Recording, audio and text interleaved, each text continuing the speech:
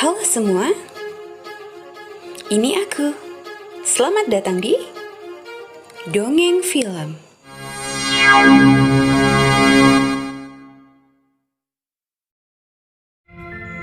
Kali ini, aku akan berdongeng tentang film garapan sutradara muda Angel Gomez Hernandez.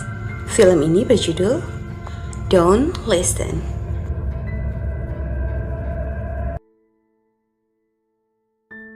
Cerita dimulai dengan percakapan kecil antara Eric dan Dr. Carroll. Eric mengatakan pada Dr. Carroll bahwa ia sering sekali mendengar suara-suara aneh setiap malam di kamarnya. Dr. Carroll bertanya, apa yang dikatakan oleh suara itu? Tapi Eric menjawab, No puedo decírtelo. Dr. Carroll menjelaskan kepada orang tua Eric, Daniel dan Sarah, bahwa Eric hanya mengalami perasaan tidak nyaman pasca pindah di lingkungan barunya. Orang tua Eric sendiri memiliki pekerjaan yang cukup unik. Mereka membeli rumah tua, kemudian merenovasinya dan menjualnya kembali. Di perjalanan pulang, Dr. Carroll tampak sibuk memperbaiki jaringan di radionya. Tiba-tiba seekor lalat muncul dan terbang masuk ke dalam telinganya. Hal itu membuatnya kesakitan, hilang kontrol saat berkendara, dan mengalami kecelakaan. Di sisi lain, Eric baru saja menyelesaikan gambarnya.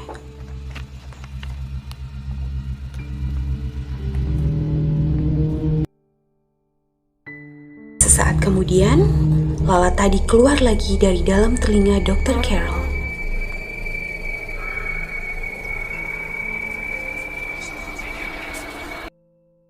Cerita berlanjut ketika Daniel tampak menemukan lubang di dinding tangga yang mengeluarkan banyak sekali lalat. Baru saja Daniel menyemprotkan pembasmi serangga, walkie-talkie miliknya berbunyi. Itu panggilan dari Eric. Ketika Eric sedang mandi, ia melihat ke arah baby monitoring yang tiba-tiba aktif dan mulai bersuara. Suara dari dalamnya terus saja berbunyi.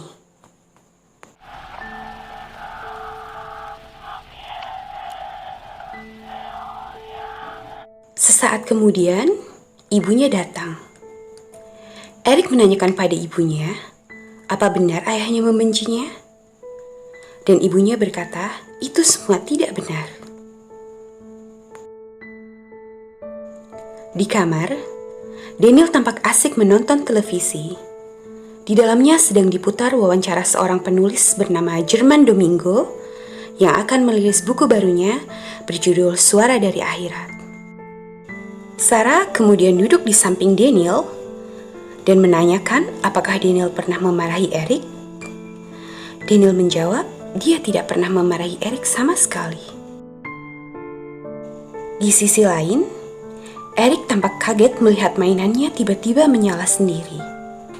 Ketika ia sedang berusaha mematikan mainannya, ia melihat ada sosok seram yang berdiri di hadapannya. Takut, ia pun berlari bersembunyi di bawah selimutnya. Ayahnya yang datang berusaha untuk menenangkannya, malah makin membuat Eric takut. Dan tanpa disengaja, tangan Daniel terluka tertusuk pecahan kaca dari bingkai yang pecah. Di pagi hari, Sarah tampak kesal sepulang menjemput Eric di sekolah. Dia mengatakan bahwa Eric dikeluarkan dari sekolah karena membuat onar. Ibunya mengatakan akan memanggil Dr. Carroll untuk berkonsultasi. Tapi Eric berkata bahwa Dr. Carroll telah meninggal, dan suara itulah yang memberitahunya. Sarah dan Daniel pun segera memastikan informasi tersebut. Daniel datang membawakan sandwich untuk Eric. Eric berkata kepada ayahnya bahwa dia tidak menyukai rumah ini, dan dia mulai merasa gila. Tapi ayahnya berusaha menenangkan Eric dan menjelaskan bahwa setelah rumah ini direnovasi, mereka bisa menjualnya kembali dan mendapatkan untung besar. Malamnya, Sarah membangunkan Daniel karena merasa terganggu dengan suara decit pintu pagar kolam renang yang terus berisik. Daniel turun ke bawah dan kaget melihat pintu rumah yang terbuka lebar dan ada celana Eric tergeletak di depan pintu. Eric!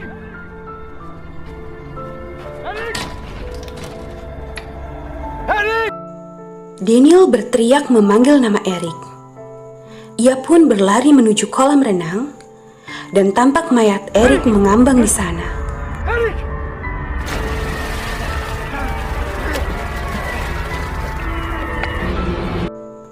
Esoknya, sepulang dari pemakaman Eric, Sarah dan Daniel tampak begitu terpukul.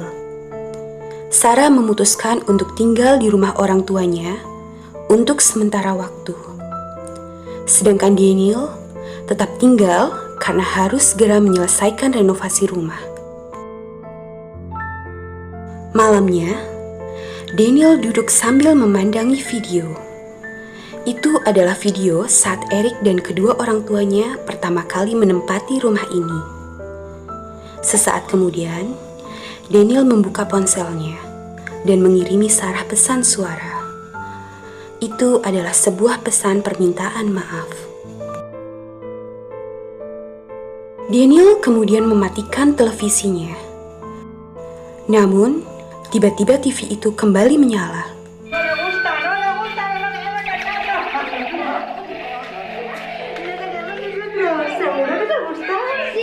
¿Ves cómo no te gusta? Y al robot tampoco, no le gusta, no quiere que no te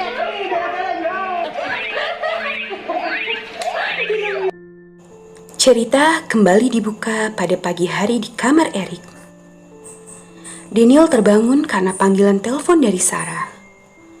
Sarah mengatakan bahwa dia tidak paham dengan pesan suara yang dikirim oleh Daniel. Menurut Sarah, hanya terdengar suara teriakan tidak jelas dalam pesan itu. Dan ketika diputar ulang oleh Daniel, ia pun mendengar suara yang tidak jelas pada pesan suara itu. Karena penasaran, Daniel menganalisa pesan suara itu di laptopnya. Dan hasilnya, ia mendengar suara teriakan dari Eric yang meminta tolong.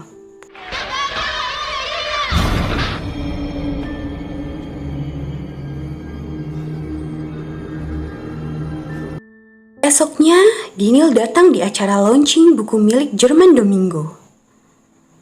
Daniel menceritakan apa yang ia alami dan dia memohon bantuan pada Jerman untuk membantunya. Esoknya, Jerman dan putrinya Ruth berkendara ke rumah Daniel.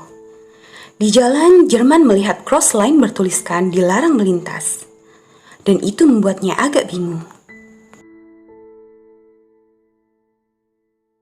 Sesampainya di rumah Daniel, Jerman tampak memandangi kamar Eric. Ia melihat seseorang mengintip dari balik jendela kamar itu. Sesaat kemudian, Daniel keluar. Ia menyambut mereka. Ruth mengatakan akan mempersiapkan seluruh peralatan yang diperlukan, sedangkan Daniel mengajak Jerman menuju kolam tempat mayat Eric ditemukan.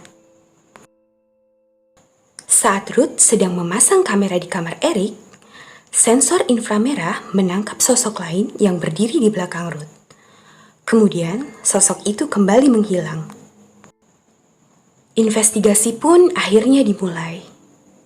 Jerman berkeliling membawa alat perekam suara khusus. Ia berkeliling di setiap ruangan, namun tak juga mendapatkan hasil.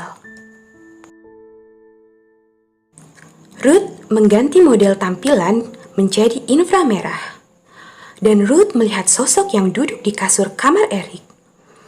Mengira itu Daniel, Ruth meminta ayahnya untuk mengusir Daniel, karena suara Daniel mengganggu proses pengambilan suara. Jerman mengatakan bahwa Daniel tidak ada di sana, karena Jerman tengah melihat dari sudut jendela, Daniel tengah duduk di taman. Ruth kemudian merasa bingung. Dia mengganti mode kamera menjadi normal kembali dan sosok itu pun menghilang. Jerman menangkap sinyal suara yang cukup kuat. Suara itu berasal dari kamar Erik. Jerman memutuskan untuk naik ke atas. Sambil terus berkomunikasi dengan Ruth, Jerman mulai menaiki tangga. Namun sesampainya di atas, sinyal komunikasi mereka pun terputus. Di kamar Erik, Jerman mendengar suara samar yang tidak beraturan. Dia terus menyodorkan alat penangkap suara itu ke segala arah. Hingga tiba-tiba sambungan komunikasi dengan Ruth kembali tersambung. Ruth meminta pada ayahnya untuk segera turun.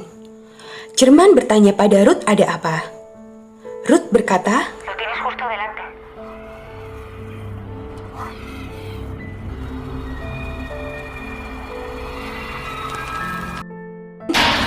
sebuah hentakan keras mendorong Jerman hingga terpental jatuh.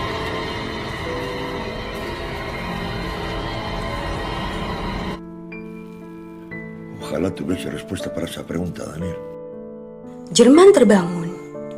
Ia mendengar seseorang memanggil namanya. Ia mengikuti suara itu dan berhenti tepat di depan pintu dapur.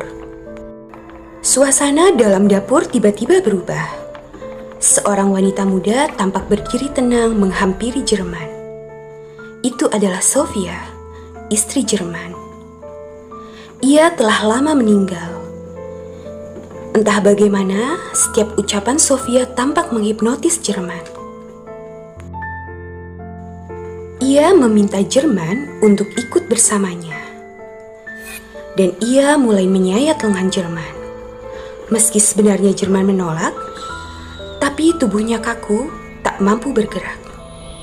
Beruntung Ruth terbangun dan segera menyadarkan ayahnya. Dan ia segera membalut luka ayahnya. Di sisi lain, Sarah terbangun karena panggilan dari nomor yang tidak dikenal. Suara dari telepon itu mengatakan bahwa dia adalah Erik. Sempat tak percaya, Sarah akhirnya luluh saat Erik mengatakan bahwa ayahnya membawa orang jahat yang membuatnya takut. Paginya di rumah Daniel, Ruth dikejutkan oleh banyaknya mayat kucing yang digantung di atas pohon.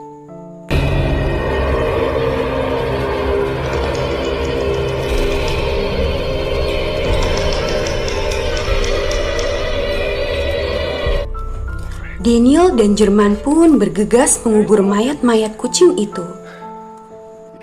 Saat tengah menggali kuburan untuk kucing, Sarah datang dan turun dari mobilnya.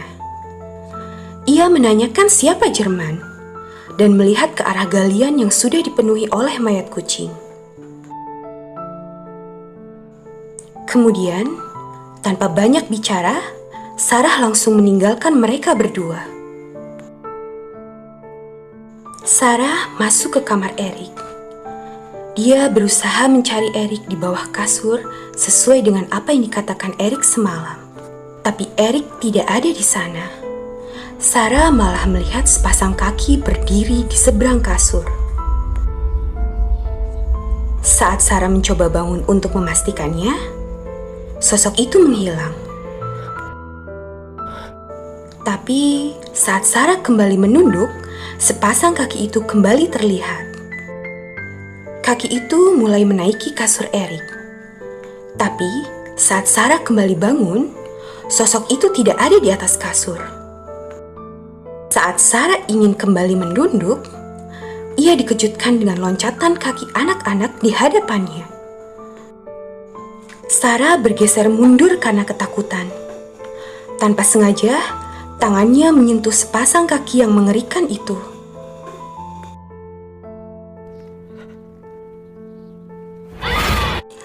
Cerita berpindah ke lantai bawah saat Daniel, Jerman, dan Ruth sedang berbincang. Penasaran dengan cerita selanjutnya? Kamu bisa langsung tonton di part kedua. Jangan lupa untuk subscribe, komen, dan like semua video di channel ini. Terima kasih sudah mau mendengar dongengku. Sampai jumpa.